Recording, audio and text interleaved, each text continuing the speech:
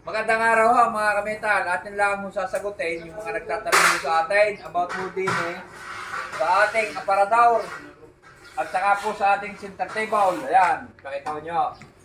About din yung center table, ating muna ipakikita ho aray. Ang ginagamit po din natin ay granite porcelain. Granite tile porcelain. 120 by 60 ho ang size ho niyan.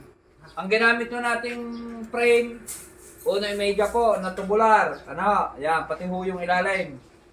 Yan. Ang taas po niyan ay 500.5 meter. Ito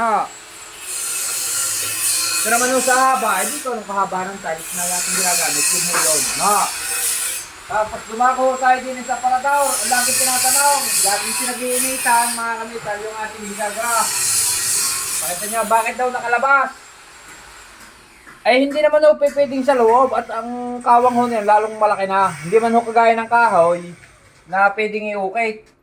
Dahil bakal naman ho yan na yan ang mga kamital. Yun na, gusto ko lang bigyan ho lang kasing kasagutan doon. Saka okay lang naman ho, basta yung okay lang sa mata, okay ho yan. Maganda naman ho, hindi naman ho pangit tingnan, di ka ho. Okay. Ang itsura ho ng ating loob, closet. May drawer sa loob. May rack. 4.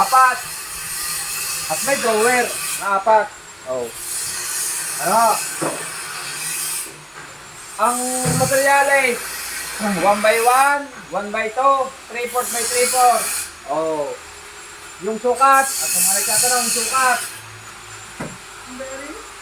Ang lapad, 1 meter. Ang lapad, 1 meter. Ang taas, 2 meter. 2 meter, ang taas. Lampas pa nga ho ng 2 meter. Ang kapal, yung kapal ho ng aparador. Ang kapal ho ay 443 43 centimeter. Yan ho ang ating aparador mga kamital. Yung ating mga isalobi yan sa mga aparador, pintura, yan po, epoxy na mail, Kaya kung kayo mga kamital may ibang design, o customer ho natin, na gusto nyo ipagaya, pwede ho natin gayahin mga kamital.